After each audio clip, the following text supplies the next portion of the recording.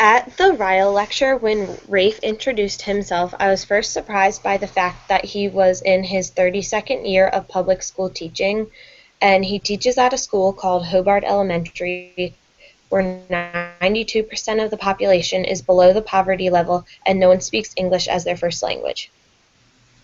Yeah, that was pretty interesting to me too. One of the main things in the speech that caught my attention was when Rafe talked about how he runs his classroom by using the 6 levels of the moral development. I vaguely remember hearing the 6 levels in like any of the education classes. I mainly remember it from the one psychology class I took, but they didn't go into much detail, so I didn't really know how it was going to be used in a classroom. But the one level that really shocked me was when he talked about the rewards, and he says that I don't do rewards. It's ridiculous and superficial, and you don't need to bribe children in order to do them or in order to get them to do something, which I completely agree with because I think that teachers are just giving out way too many rewards, and kids are only completing assignments because they think that they're going to get a reward out of it, which isn't a reason to complete an assignment. They should be doing it because they want to learn, and that's what us as teachers, we need to teach them that, and that not everything is about just getting a reward. And yeah. How do you think his teaching practices influence your teaching philosophy? I mean, a lot of what he said I already agree with, but the main thing is about how he wants to teach skills that his students are going to use 10 years from now, so they need to be like meaningful and have purpose and um, just things like that. Because I know that whenever I'm like trying to do something like an assignment that a teacher gives, if I know that it's going to benefit like my teaching practices in the future, like I enjoy doing the assignment much more rather than just doing like a summary about a book or just doing like other things that I feel like don't really have a purpose to my learning.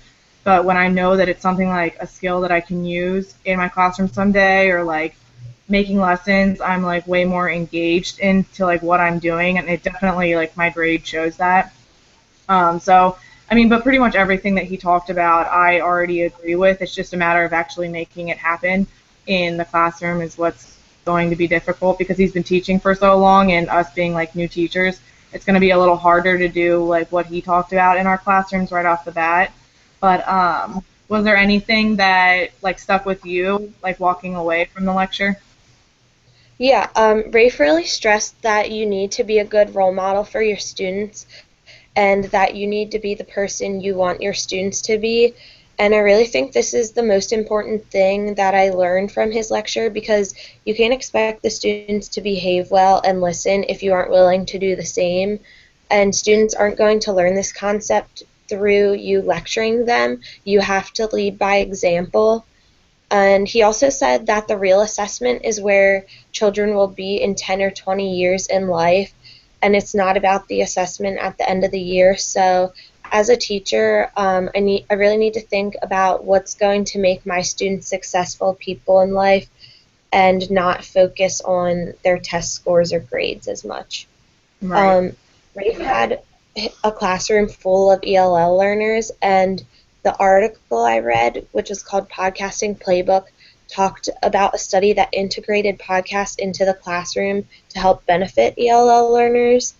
And the article discussed 4 target goals for the podcast, which include language goals for the learners, podcast content knowledge, communication, and performance. Um, Language development for ELL learners is a big thing, and communication, whether it's with teachers or peers, if they could improve that through podcasts, that would be great.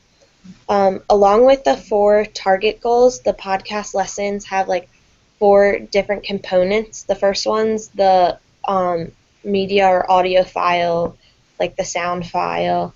The second is downloading that file or uploading it to the computer.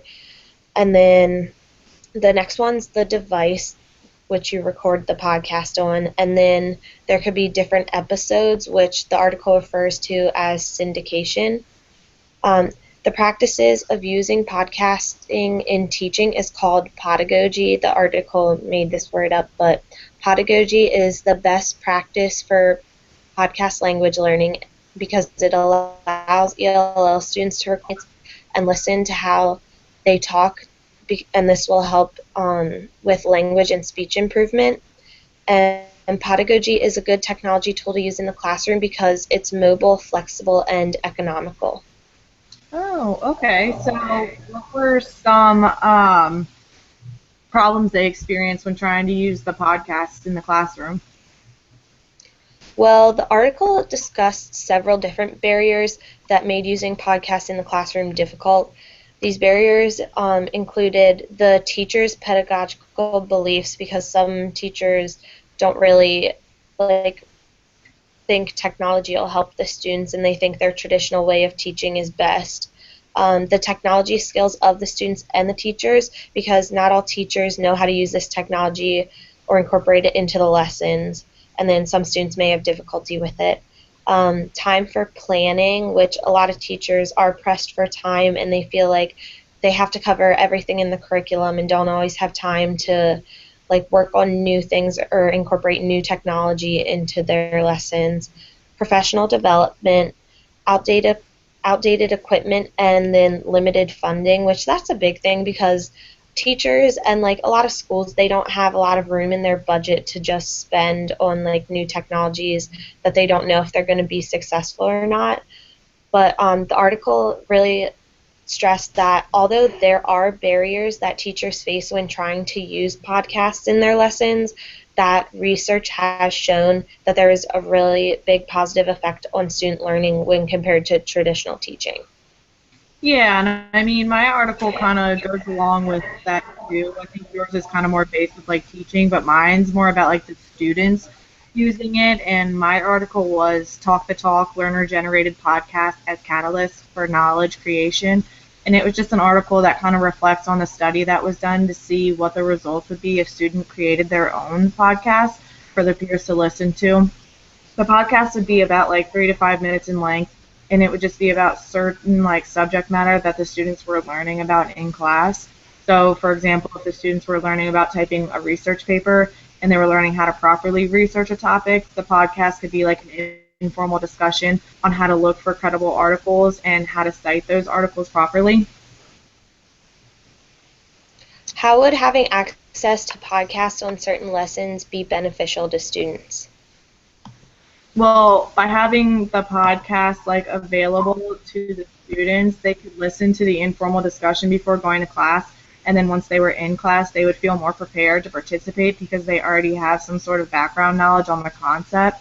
And I just know from experience when my teacher's lecturing and I know there's an exam or if it's something that I really need to get, I'm frantically writing down everything possible. And while doing that, I might miss something that my teacher says. So kids get anxiety about that kind of stuff, trying to write down everything that they're not really actively engaging in their learning, and they're not fully listening because they're so focused on taking notes. But if the students could listen to the podcast before going into the class, then they have some sort of background knowledge that they can go off of, so they'll feel more comfortable participating, which then helps them better understand the concept. And that kind of just goes with they aren't the only the listeners aren't the only ones learning from these podcasts. The actual student who are producing the podcast, they're learning as well because they need to start by figuring out what they're even going to talk about on their podcast. So they have to figure out what content students are struggling with, and then they need to make a script for that, and then they have to go back and edit that, and then when they actually make the podcast, they have to go back and edit that to see if the sound quality is good, or to see if they got everything that they wanted to get in there. And they want the discussions to be exciting and more like a discussion between friends. They don't want it to just be another lecture that kids would listen to, because they could easily just do that with a teacher. But other than that, I mean, they're just learning about how to use this new technology. So on both ends, it's not just one side of the party learning. They're both learning how to do new things. So I think using podcasts is just a great idea in general. You can learn a lot from them, and you can always go back and reference them. So I know for this one, the school put the podcast on their web browser, and all the students had to do was just subscribe to the feed, and then they can just see the different podcasts that would pop up, and students could listen to them. And So I just think it's really beneficial to use them in your classrooms, whether you are a teacher or a student. Like you can get a lot of information out of both of them. Do you have any other questions? No, I don't think so. Do you have any questions for me? Nope, I think we're good.